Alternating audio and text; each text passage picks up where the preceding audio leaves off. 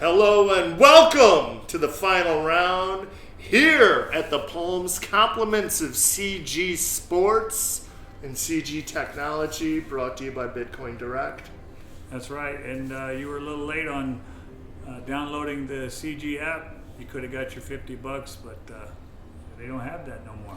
And just a little reminder, the CG Sports is having a betting seminar for March Madness Wednesday, March 15th at the Cosmopolitan. You're not going to want to miss that. Learn all the ins and outs of betting on the college tournament. Yeah, I need to learn about that because I know nothing about betting on college tournaments. Yeah, just fights. Just fights. Just fights. 4 p.m. That's 4 p.m. Wednesday, March 15th at the Cosmo. CG Sports March Madness Betting Preview Seminar.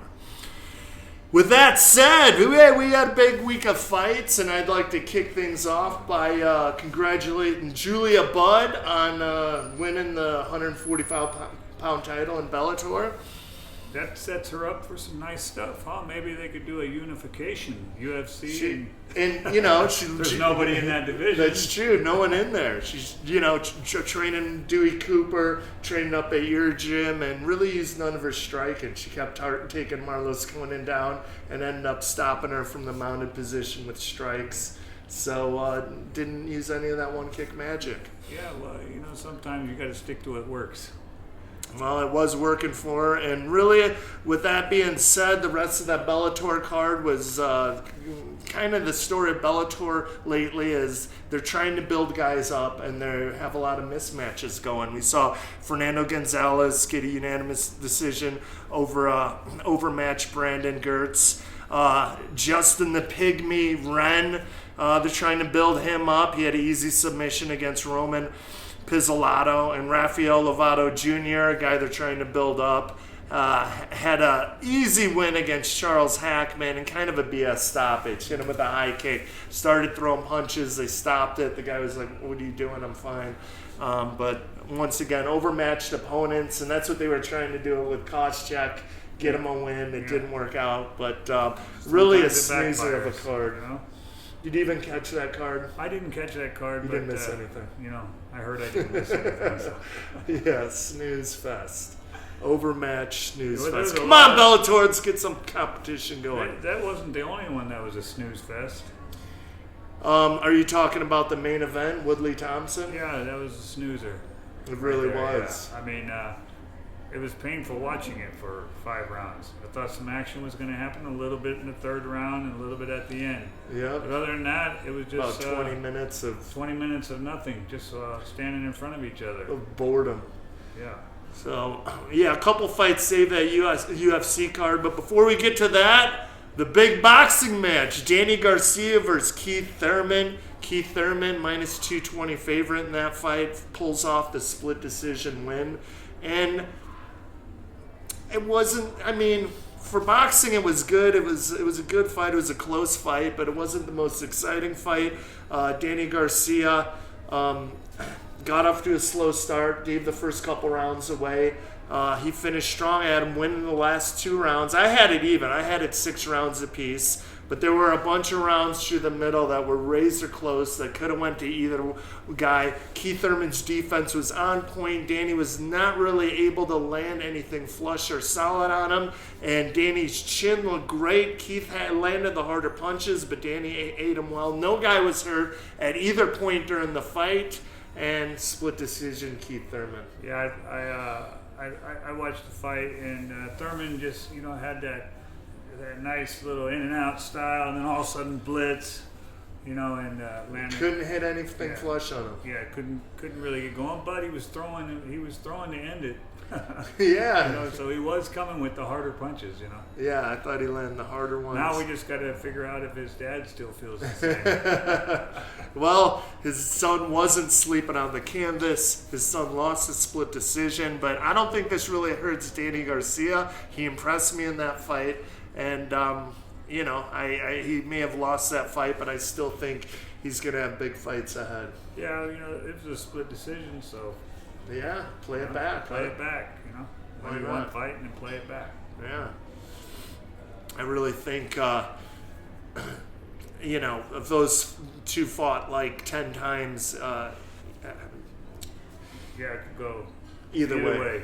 Either way, it's going to be a close one. I think if they fought again, I think they ought to fight again just so I could hear his dad go off again. That was the best part of it. That was the best part of the whole fight was the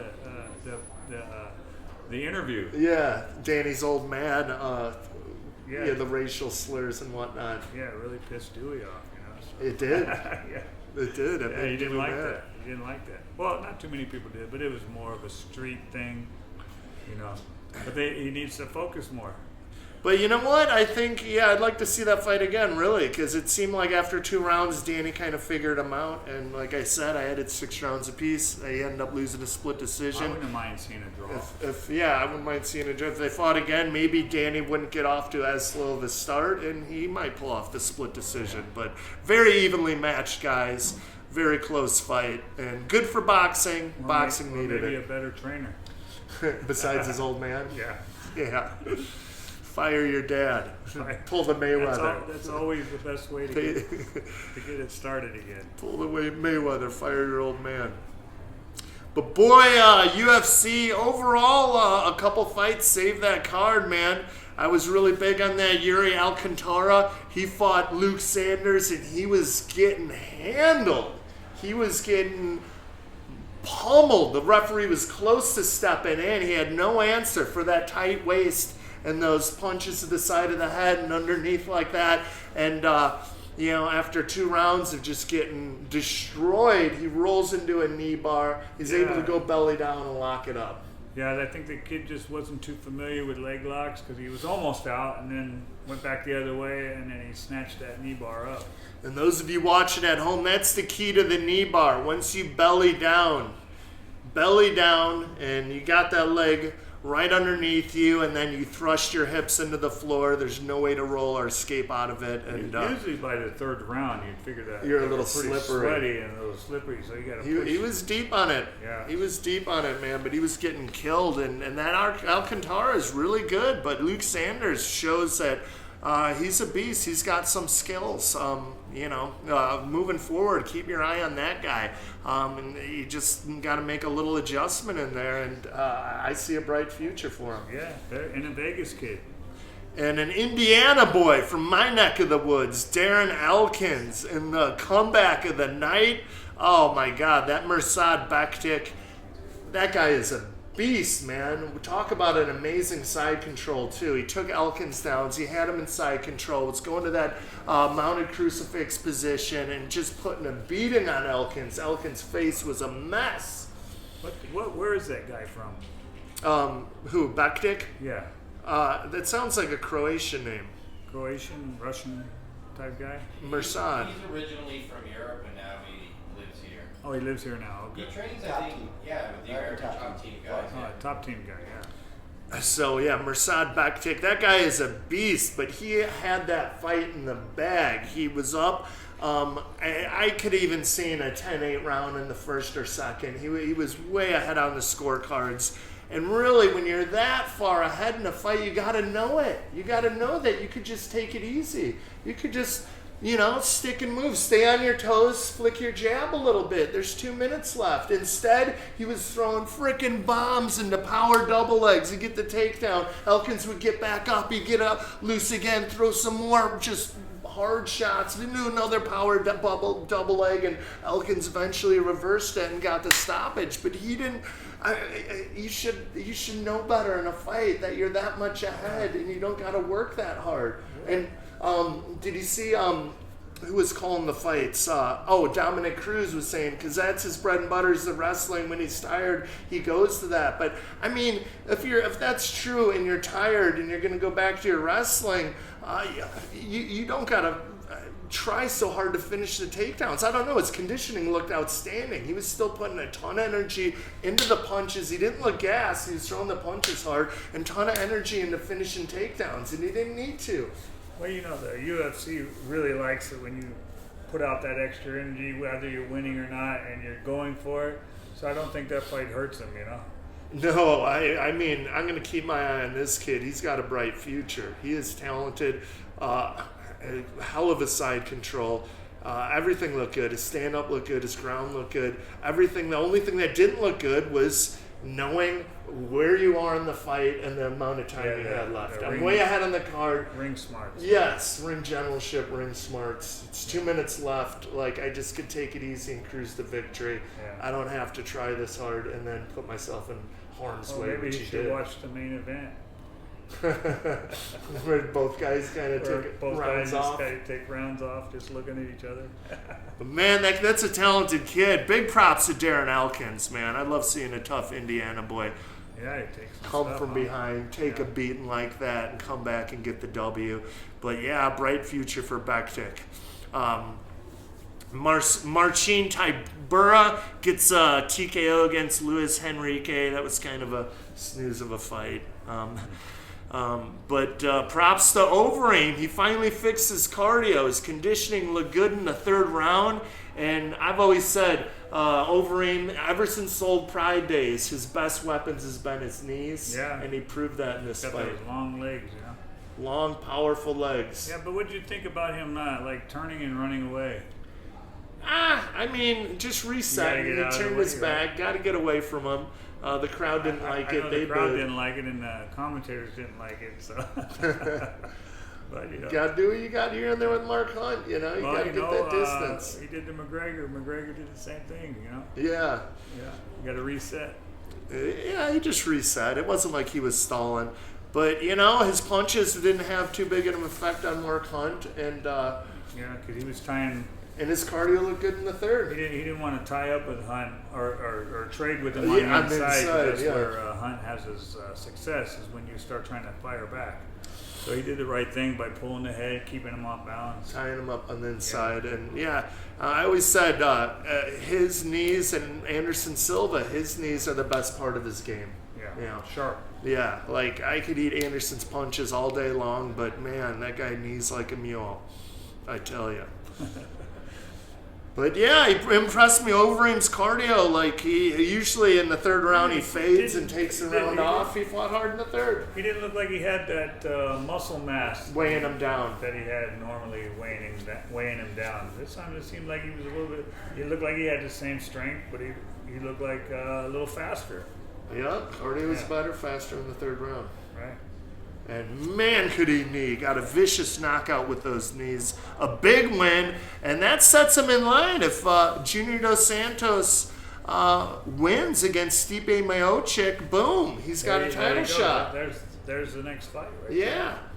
What happens if Miocic wins, then you're not going to want to see Overeem get beat up by Miocic again. So who knows? If I win or lose for Junior Dos Santos, that was still maybe a good him and fight Overeem again. When he fought Overeem almost had that. Yeah, he hurt him in the almost had first. that choke. Almost had that choke sunk in. It was a good fight. Yeah. But still, I think since he stopped him in the first, Overeem's not going to get that title shot if Miocic wins. Right. But I think he will if Junior wins, because that's Junior's last loss. Yeah, there's that heavyweight division is wide open too. Yeah, so. yeah. Very So wide if you're a open. heavyweight in Vegas, come see me. David Tamer, he looked good. He got that unanimous decision victory against Lando Venata. That was a good fight. It was pretty entertaining. Those guys went out. They went at it. It was a good fight. Tamer is that Swedish kickboxing champion. That's right. And he just kind of outclassed Lando a little bit. He never really had him in too big of trouble, but fought a solid fight, and definitely it was the right call. He got the decision. And finally, the Woodley Thompson. A majority decision. Woodley beat him up worse in the first fight. I had Thompson winning 3-1 going in that fifth round, and I could see Woodley getting a 10-8 because he did hurt him, and they're giving out 10-8s a little more generously nowadays. Right. So I thought worst case it was a draw, but it gets a majority decision. But ultimately, that's another thing. A crap fight. You got the challenger who's looking like he's going to do something, but never pulls the trigger. And Woodley dancing around, his back against the cage. Perfect place for him to fire, because Woodley got no place to go. Yeah. But I think if you're going to beat the champ, you got to beat the champ. Yeah. You can't just play tick for tack with him. Yeah, little point style karate. Yeah. beat You him. can't be a point fighter in there. Gotta It beat him up a basically little looked bit. like a point fighting It did. match. You know, it It looked like did. they were trying to it looked score like points. it looked like Thompson Was afraid to pull the was trigger afraid because to of pull what the happened trigger, last but he was time. just doing that. You know, A lot of hands fainting, down, feint. yeah. And you notice he went southpaw pretty much the whole fight. Yeah. So he must have worked southpaw this whole fight because he was afraid of that right hand. Yeah. You know, but it looked like a point fighting match to me. It was a boring He had a main little event. success in the third And- round with that takedown, you know, and I mean he held on to it for quite a while, but that was the only real action besides the fifth round. And it seemed like the judges did give him a 10-8 in that round, judging by the scores. Oh, they gave him a 10-8 just for that little. It hurt him Takedown? a little bit. Yeah, It I mean, looked like it. I don't see it was that devastating of a takedown to give a 10-8 round. That was one of the adjustments they Maybe made they were when just they so- had the big rules meeting and whatnot for all the judging. Is they encouraged him to be more generous with 10-8s and mixed martial arts. Yeah, and I we're mean, seeing more of them not nowadays. a whole lot because of that. damage. Yeah. But maybe they were just pissed off because of the first two rounds. That's true. It's a little bit of. Yeah, you guys landed gonna a go few yet? punches. Or Okay, you I'll guys throw doing a here? 10-8. So, just for being non-exciting, here's a 10-8 round for you. Yeah, but ultimately, those two comebacks by Darren Elkins and by Yuri Alcantara really saved the card.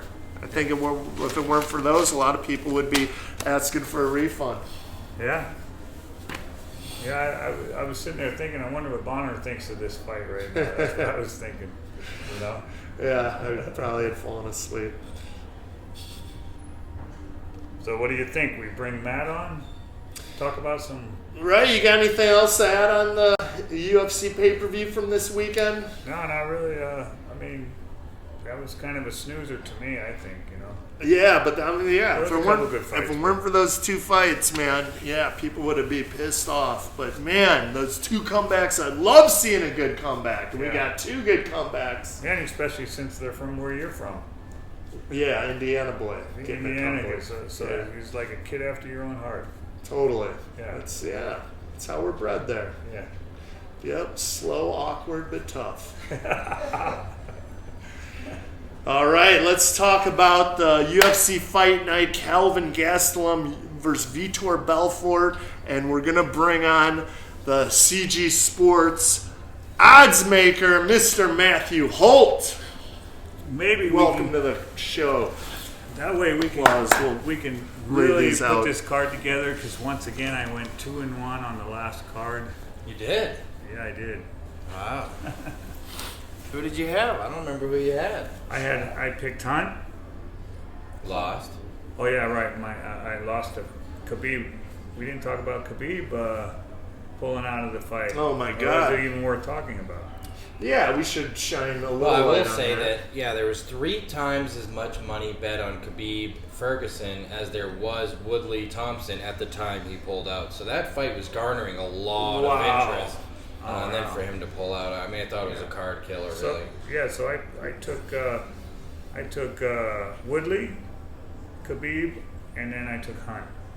So, okay, that's like 1-1 and So I went no 1-1, contest. and I guess What do you could count it as a loss. Woodley was We our did- biggest loss in What the do you sports do? book. What do you do That when line someone went does from a all the way up to 160, all the way back down to a pick. Wow. All Woodley fight night money. Yeah. Huh.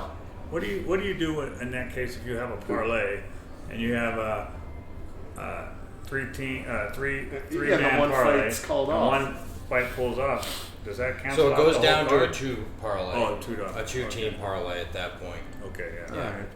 Now, what do you do with someone like Khabib Nurmagomedov when he pulls out of a co-main event fight the day of weigh-ins?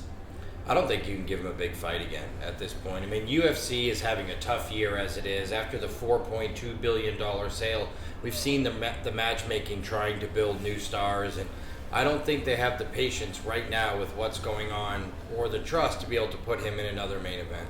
Yeah.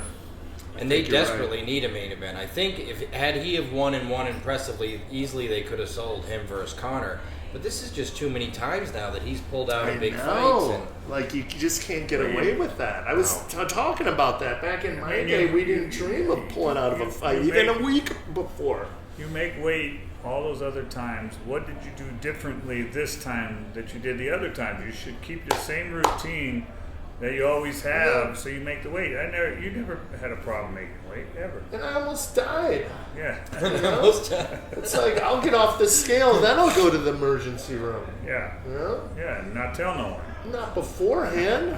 That's just ridiculous. So, a big slap in the face to the UFC. Don't change your routine. He had to have done something different than he normally does. And he was fired up at the press conferences. It's not like he looked sick at the press conferences or the stare downs. He was all, guns blazing, he didn't look that like dehydrated. It's some guys look Skeletor at those. He didn't look that bad. At first I was, it's like I wasn't buying it. I thought maybe he got a case of fasciitis or something. That happens. Yeah. I mean, do you think that here's where I'm actually happy that in the circumstances that Tony didn't take another fight. But if you were Tony in that spot, would you have taken Michael Johnson or Eddie Alvarez on super short notice, or one of those other guys? Lando Venata volunteered to Yeah, I mean, if I were Tony, I probably would have, because there's nothing worse than going through a whole entire training camp, cutting all that weight, making weight, and then not getting to step in there. It's like, at that point, you're just kind of like desperate. Like, okay, I'll fight whoever. Mentally, I've done all the preparation. I've went through everything. Let's just have a fight, Now I'm going to go sit on the shelf for 3-4 months. It's either I would have said I'll step up and fight whoever, or find me a fight really soon. Did Tony get show money for that? Yeah, I'm sure he did. Yeah. They usually get their show money, but you don't get win money, obviously. No, and you don't get the bonuses that you get for moving forward off a win. I think that's a part of the UFC they should change. I think those guys deserve to get a guaranteed purse, win or loss. That's the guarantee. It's a lot of pressure on guys. It is. You got 30,000 to win, or 100,000 to win, and 100,000 to lose. Yeah, that's a lot of pressure on a guy. I do like some percentage of it being, if you win, there's some bonus. Maybe they should. And it sucks too, because it's like if you go out there and lose in 1 minute like Chael did, or if you lose a split decision like I did, you still get the same purse. And I mean, I don't know. It's tough. Well, maybe I've lost a lot of close decisions, and you get half the paycheck. I just got my pro promoter's license, so maybe I'll just have to. Yeah, some guys have that in their big money. One kick fighting organization. Yeah, one. Let's do it. Fight night. There you go. So we just need a big sponsor. You guys are up for it, right? Yeah, we'll have to look into it. Put some odds up on. No one will ever accuse us of fixing fights. Having an organization run by the sports book. No conflict of interest there. Yeah, that's funny. Now, we got an interesting UFC Fight Night coming up this weekend, and main event, Kelvin Gastelum versus Vitor Belfort. And this is kind of like we're just using Vitor's big name to put him as a main event in the card and build this guy, Kelvin Gastelum, up, because honestly, does Vitor have a chance? Besides the first minute. Yeah, the first minute's going to tell the whole story, because he certainly does have a chance there. I mean, Luke Rockhold, a lot of guys have fell victim to Vitor Belfort, especially in Brazil. That was back when he was on the gravy, though. Yes, that's a good point. How do we know he's not on the gravy for this fight? Because at his age, if he gets caught, he's going to have to retire? Because if he gets knocked out in the first round, he's going to probably have to retire too. You made a good point on your notes, Matt. He lost 3 of his last 4 fights since the TRT exemption was taken away, and that win was the knockout win against Dan Henderson with that counter uppercut. Beautiful. Yeah.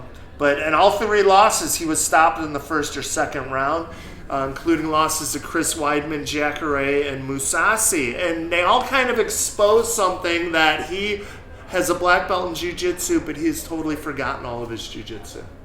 He certainly hasn't used it in any of his recent fights at all. His ground has looked absolutely terrible. Like all three of these fights, once they went to the ground, He they did were have over. John Jones in that terrible that armbar, armbar that he. Yeah, but that's a ways back. That is a ways back. And that was the TRT days. Yeah. Since look at these losses. I remember Weidman. He was trying to instead of buck and escape and hip escape and roll from full mount, he was boxing him. He was just throwing punches back up at him. Jacare absolutely destroyed him on the ground, and Mousasi. He landed some shots standing, but once it went to the ground, it was over within a minute. Yeah, I'm not sure what we're going to get here. I mean, I do think the UFC does like Kevin Gastelum, and they are kind of feeding this middleweight division now with Hendricks moving up and Gastelum moving up. And Gastelum, we're going to know right away. He's no joke. I mean, look at his only 2 losses are split decision losses, one to Neil Magny and the other to the current champion, Tyron Woodley. In a fight where he had all kinds of trouble making weight, Gastelum. Yeah. In this fight's again at 185, his second one at 85, because he has so much trouble making 170 in the past. Yeah, I think the line, look, he's a heavy favorite. I don't know that I want to lay it just because I'm always nervous of Vitor in Brazil that, you know, if he gets good and juiced up, and he's very, very dangerous. I mean, the Luke Rockhold knockout was amazing. And that was a long time ago. It was a long and that's time before ago. Vitor's ground was really exposed. Luke never tried to take that fight to the ground. It was a kickboxing match the whole time. Remember, it was a spinning high kick. Yeah. He caught Luke Rockhold with. I think if they fought again, Luke Rockhold would get the fight to the ground. It'd be a different story. Now that he knows, oh my God, look, Vitor's forgotten all his jiu-jitsu. He has absolutely no ground. But yes, this fight is in Brazil. Is Vitor back on the stuff? I don't know. With USADA coming around, surprise test these guys, I doubt it. Yeah, you're right. And if he's not, how could you possibly known for it, so and he's probably test him. if I was he's on the known other for it. camp, I would be pushing it. Hey, you need to test that guy. Hey, you need to test that guy. And yeah, that's a good point. But do you want to lay minus 350 too? I mean, Yeah. everybody said Mirsad Bektik was a lock last week. That line went from minus $4 all the way up to minus 800 before the fight. Oh minus my 800. goodness. I mean, imagine laying 1,600 to win 2, and then your guy gets knocked out in the third. With a minute left. And with those little 4-ounce gloves, it's hard to lay those numbers like 4 to 1, 3.5 to 1, and that number is probably only going to go up because Vitor Belfort has looked so bad in his last 4 fights. I mean, just horrible. I thought he gave up against Jacare. He knew it was hopeless. Yeah. Like, once Jacare's on top of you, it's a death sentence. Yeah. He did give up. Yeah, You're right. it seemed like he gave up. The co-main event, we got Gian Villante fighting Shogun Rua. Right now, Shogun Rua is a minus 145 favorite, but he hasn't looked too good lately. He has a split decision win against Corey Anderson and a decision win against Rogerio Nogueira, who isn't the same Rogerio of old. And he's an old 35 years old. He's just 3-4 in his last 7 fights, and remember he got knocked out by Ovin St. Preux. Great fight with Dan Henderson, but he ended up getting knocked out again. That one, he almost had Hendo out of there, and then he got choked out by Chael Sonnen, and also Gustafsson beat him pretty handily. Gian Villante, 5-4 in the UFC, 4-2 in his last 6 fights, but he has been KO'd. He got KO'd by a middleweight in Tom Lawler. He lost a decision to Ili Latifi. He gassed out and lost against Fabio Maldonado. I think that was his UFC debut. Yeah. And he also has a loss, a technical majority decision loss that went to the scorecards in the 3rd round against Ovin St. Preux. So this is kind of a toss-up fight. I kind of think, okay, Shogun should win this fight, but is this going to be the old Shogun that comes in? I think they both come in here flat-footed. I actually think this fight's almost a dead pick'em, but because of the name value and opponents and history, you probably have to lay a little price with Shogun. Yeah. I mean, they're both going to come flat-footed. They both have huge knockout power, and they both have a recent history of getting knocked out. And the one opponent they have in common, Corey Anderson, Villante was losing that fight clearly the entire fight, caught Anderson really late, more than halfway through the 3rd round and knocked him out. And a lot of people thought Anderson actually beat Shogun in a very close fight. With decision. I mean, both of them Shogun didn't look great against Anderson, and that's their only common opponent. It is kind of a coin flip here. I think I'm going with Shogun. I think I'll go with Shogun. I'm just looking back to when last time he looked really good. I thought was against Brandon Vera when he knocked out. Because it is fighting in Brazil. Yeah, he's fighting in Brazil when he knocked out Brandon Vera. I'm thinking that Shogun can maybe step back in there. Maybe he also confidence. When you're fighting a guy that you should beat and you're fighting at home, a lot of that confidence goes a long way, and I expect that to kind of help carry him through this fight and help get him this victory. And I'm, at minus 145. Yes, I think it's a good bet to put a little money on Shogun. Big chance for Gian Villante. Was that the interesting stat you had about him being an underdog? No. No, that was Daniel Kelly. Daniel Kelly, that's right, against Sugar Rashad Evans. Yeah, did we talk about that? Yeah. Yeah, we already covered that. Yeah, poor Sugar Rashad. Where does he go from here? Not sure. Also on this card, a rematch. Tim Means against Alex Cowboy Oliveira. I like Oliveira in this fight. He was, I like Tim Means in this fight. He was beating Oliveira's ass until that illegal knee. And Oliveira, really, he wanted out of there. He could have continued fighting, but he wanted out of there. Interesting things with the first fight between these two. First of all, Oliveira missed weight badly before the fight. And then they get in the fight, and to your point, that line had gone up. It was a round to pick, went all the way up to like Oliveira 165 in the first fight. Then he misses weight bad. The line comes back down to like minus 140. Then he's getting beat up, and then he gets hit with that knee on a downed opponent and ends up being a no contest. Rarely do they actually run those back. To UFC's credit, this on paper looks like it's going to be a throwdown. So why not just run it back? And would you agree that Means seemed to be in control in that first fight? He did, but look, Means is known as a knockout puncher. I do think Oliveira's gotten better. This is a guy who's gotten better. He's still only 29 years old. He hasn't looked great against higher level opponents. Cowboy Cerrone destroyed him in it's the only main event he was ever in, Cowboy Oliveira. But Tim Means, look, this is a guy who's kind of had an up and down career. Huge knockout power, both his hands, feet, knees, everything. But he's susceptible. I just find it a little strange. He seemed to be in such dominant control in that first fight to see him come in as an underdog. We'll have to see. Well, it's a smaller underdog than the first fight. And I wouldn't be surprised if that line goes down a little bit. But it was the same thing with Wonderboy Thompson. He was such a big favorite the first time, and the line moved 40 cents, and then they made him a favorite again. And you're like, how? Woodley looks so much better. Yeah. How does this guy come the favorite? But it'll be interesting to see. Means is 33, starting to get up there a little bit. If he's going to make a run, he needs to start doing it. Oliveira's still just 29 years old, and in the last couple of years, when he's been training full time, he has certainly looked a little better than he did before. Well, now is this fight? This fight's going to be at 170. Yes, 170. Yeah. I'm going to take Alex on this one. All right, you're taking Oliveira. He's in his hometown, and if he loses, they'll probably take him out back. Good, I got Means. Josh Burkman fighting Michael Prazeres. Prazeres minus 165. Prazeres got a good record. He's tough. He's 5-1 in his last 6 fights, 5-2 overall in the UFC. He only decision losses, Kevin Lee and Paulo Thiago, but he doesn't finish fights. He's kind of a grinder. And Josh Burkman, I think when I first looked at this is just a UFC kind of probably getting him out of there, getting him a loss and getting him out of there. But he's got a shot in this one because Prazeres isn't a big finisher.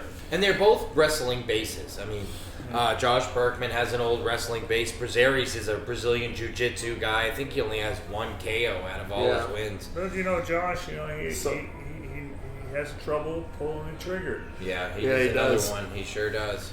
Yeah. And at 36 years old, since they brought Burkman back into the UFC, because this is his second run. Yeah. He had a run with him before. I think he's 5-1. Yeah. That's not very good since they brought him back. And the only win he had was, I think, KJ Noons or it wasn't a very impressive win in between. He has not looked good. Granted, he's faced a much better competition than Prazeres has overall. I don't know what Burkman has left at 36. 5-1. Most fighters would be gone. From UFC. Yeah, I kind of see him getting cut if he loses in this fight, and it seems like it would be. He's got a puncher's chance, that's for sure. Prazeres, like I said, he isn't a big finisher. A lot of his finishes by submissions have been in his earlier fights with lower level competition. So, I think there's a good chance Prazeres tries to take him down and just hold him there and ride out positions once he gets there.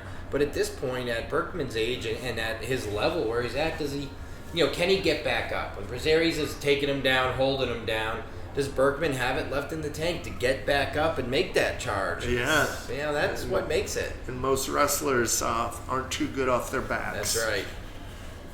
The Motown Phenom, Kevin Lee, fighting Francisco Trinaldo. He's getting a top 10 guy. Trinaldo isn't the prettiest, but that guy figures out how to win fights. I think he's on something like a 7 fight win streak in the UFC.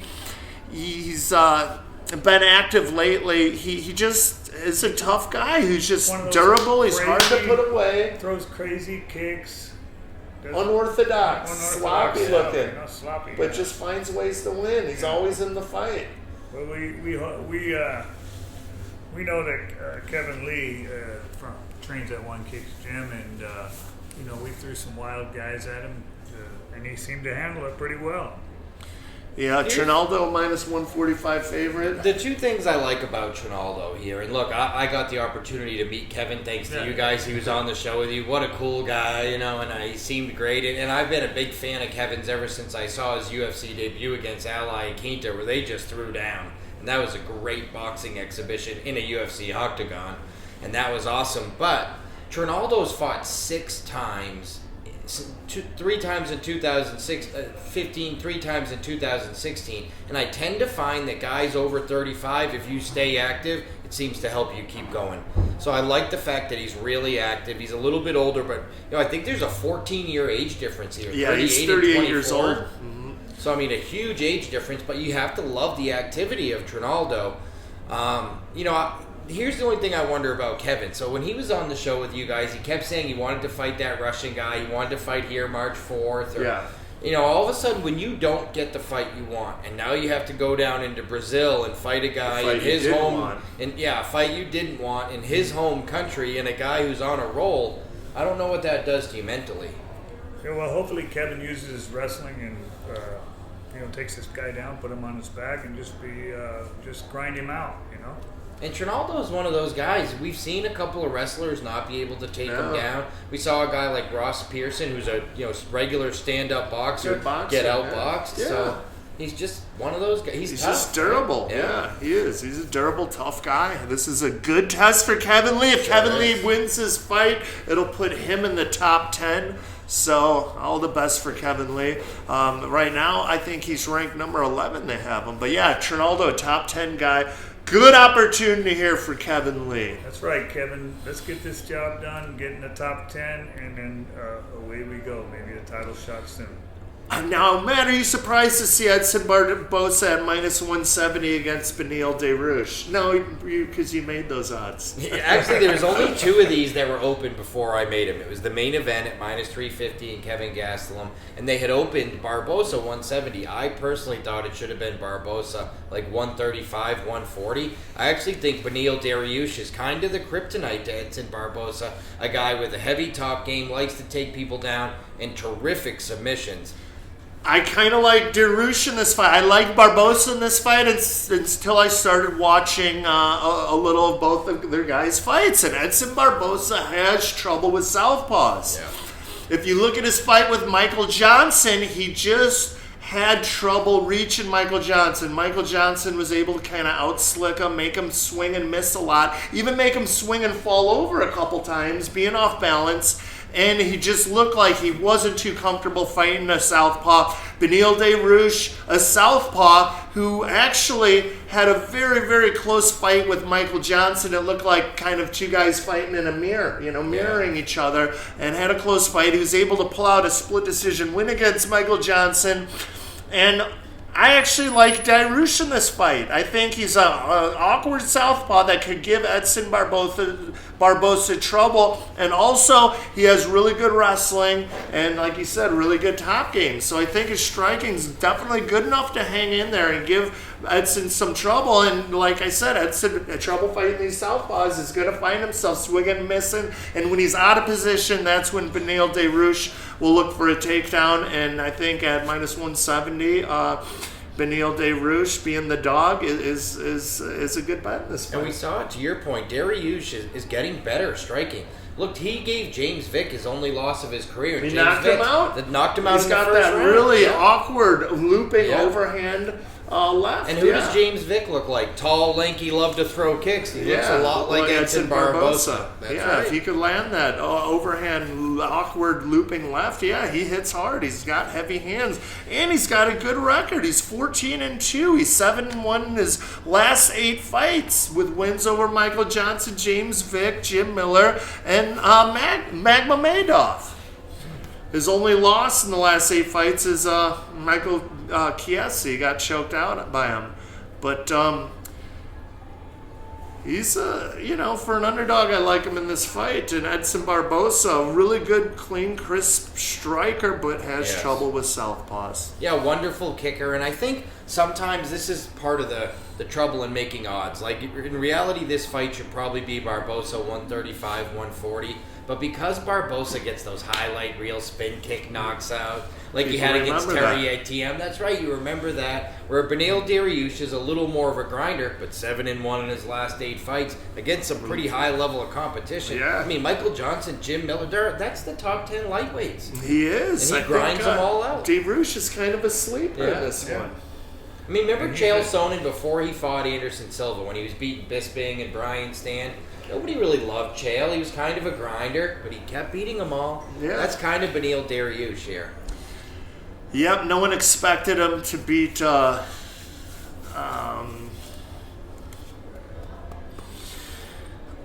Marquardt. Yeah. He has started his role with Nate. No one thought he'd beat Brian Stann, All-American. Yeah, choked Stann out. I had an arm choke. Looked great against Bisping. Should have beat Anderson. Beat Anderson 4 of the first 5 rounds. 24.5 minutes. Yeah. And finally on this card, who else do you want to talk about?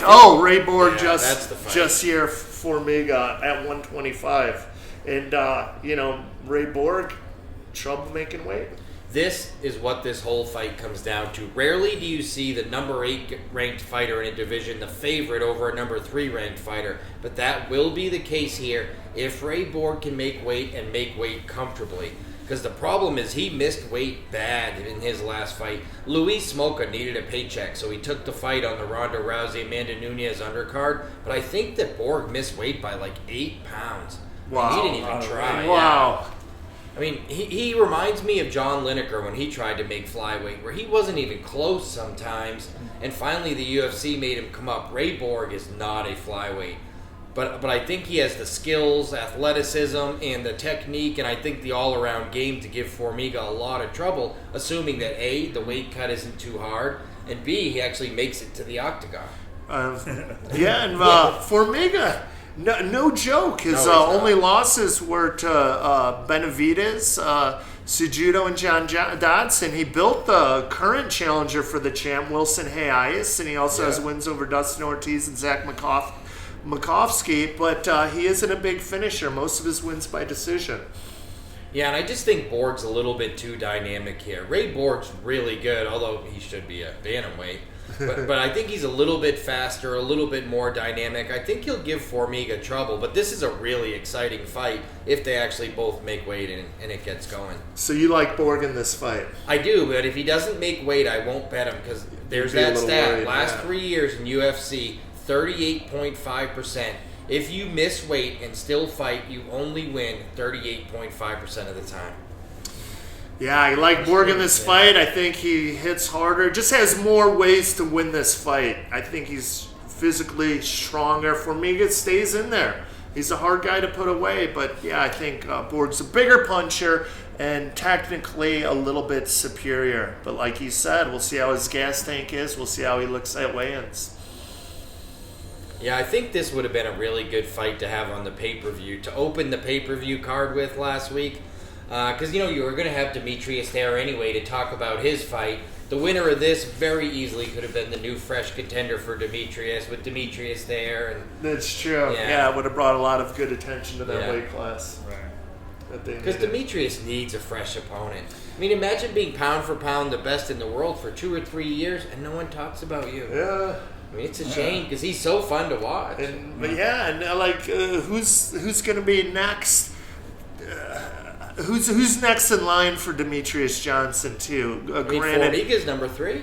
Yeah, granted, you think the winner of this fight might be interesting. The problem, number 1 and number 2 already both lost to Demetrius, and number 1, Benavidez lost twice already. Lost twice to him.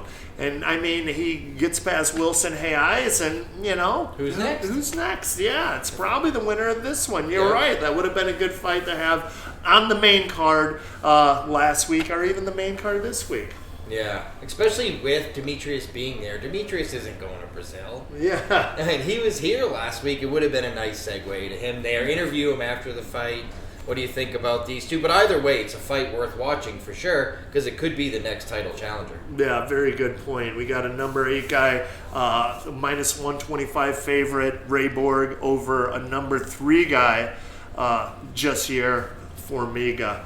And me and Matt both like Borg in this fight. Who you going with? I'm going with Borg. We all like Borg. You like Borg? Just in review here, Kevin Lee, Francisco Trinaldo. I got one more. I'm looking forward to seeing Max Griffin. Who's he got this fighting one? Sergio Moraes. Sergio Oh, I Moraes. forgot that fight got pushed from the last card. Yeah. That's right. Yeah, I totally forgot about that. So I'm excited to see that one. I like Max, but I don't know nothing about Sergio. They're both scrappy. They can both fire up. That's a good It's going to fight. be interesting to see Max fight in Brazil, see how he does. That should be a good one. I mean, for a fight night card on regular TV, this card's loaded. Really competitive fights. I think there's only one fight on the whole card with a line more than minus 200. And last week we had a minus 800, a minus 350, a minus 280, and they all lost. By the way, they all lost. But we only have one favorite over minus 200 here. A lot of really competitive fights, a lot of ranked fighters, and some names. It's a good card. Yeah, a good competitive card. And if you were kind of had that upset taste in your mouth over seeing the overmatched Bellator card, then this card should be a little bit more refreshing. What happened on the Bellator main card last week? I didn't see what happened. It was a weight cutting issues, but 2 of the main card fights got canceled. Which is why you ended up with such cancellations. One of them was Rhodes. Who was Rhodes fighting? He was fighting one of the Bellator names. And then Fernando Gonzalez. Oh no, Fernando still made it. Yeah, but the other 2 didn't make it. He outclassed Brandon Gertz. Right. Which kind of left that card really. But yeah, the card was a stinker. We saw he just Brandon Gertz. Yeah, Whoever Gertz was fighting. So they did fight. No, Gertz that did fight. Gonzalez beat Gertz. He outclassed him. I'm trying to think who. Rhodes didn't miss weight. He was fighting someone. Yeah, I just can't was remember. A I remember they lost 2 of it. And all I could think of watching the fight, the fights were like, man, these are overmatched opponents. Yeah. Just trying to build up. Oh, they're trying to build Rafael Lovato Jr. up. They're trying to build up Justin Wren by feeding them these bums. And, props to Julia Budd. She did a great job. But finally, our picks for the fight night, and then we'll wrap it up. Everyone likes Gastelum over Vitor. If you're going to bet Vitor, bet him first round. It goes on the first round. Yeah. It's all Gastelum. Vitor's always got that puncher's chance. He's got heavy hands. I like Shogun Hua, but Gian Villante's looked good as of late, and Shogun's looked bad as of late. So this is one of those fights you might take a shot on the under. A lot of times in fights like that, the total in that fight, because we come out with totals on Wednesday, it'll probably be 1.5, like over minus 140. because other than heavyweight fights, most of the totals are 1.5 or 2.5 over minus. So taking a shot that this one doesn't see the third round isn't the worst case scenario. Yeah, huh? Both flat-footed, both big strikers, both get knocked out a lot. Yeah, that's a good point. Yeah, that fight probably won't go the distance. The only times I ever made that bet before is with heavyweight fights, but this is a good one to consider it on. Oh. Ray Borg, Jussier Formiga. We all like Borg in that one. Beneil Dariush, Edson Barbosa. I like Dariush. You like Dariush? I like Dariush, yeah. And you like Barbosa. I like Barbosa. You like Kicker. Barbosa in that fight. And you with like Ray Borg, I think we got to watch the weigh-in carefully on Friday morning. Yeah. We like Ray Borg if he makes weight. That's right. Kevin Lee, Trinaldo. We're going to be pulling hard for Kevin Lee. He's our guy. Tim Means against Cowboy Oliveira. I like Means. I like Oliveira. I kind of like Oliveira in this fight. All right. I've been burned by Tim Means a few times. Well, we'll see. He looked to be in total control in last fight, and it was stopped by that illegal knee, changed to no contest. And finally, Michael Prazeres. This should just be a nice resume builder for him against Josh Burkman, but he isn't a big finisher. I'm not going to touch this fight personally, but if I were, I'd probably take Prazeres. He finds a way to win. Yeah, and you know what's interesting about that fight is normally we talk about Josh Burkman needing to get the fight to the ground. In this case, I think he needs to keep the fight standing. Yeah. See if Josh can keep it on his feet. But season 2 guy, that's another reason I don't want to touch this fight is because I always pull for the season 1, season 2 guys, even if it's cost check. So I'll be pulling for Burkman. Let's go, Josh. Season 2. Rashad just stunk it up last week. Let's see if you can show him what's up. So there you have it. Those are our picks. I got nothing left. For Nick Blomgren, for Matthew Holt, I'm Stephan Bonnar saying see you next time on the final round. But wait, just one more plug. For the big CG Sports March Madness betting preview seminar Wednesday, March 15th at 4 p.m. only at the Cosmopolitan. It should be fun. Come learn about placing your bets. March Madness coming up. Make some money. March Madness, the first 4 days of March Madness do more handle than the Super Bowl. Wow. Yeah. That's an interesting stat. There you have it. Big money March Madness. March Money Madness. See you next week.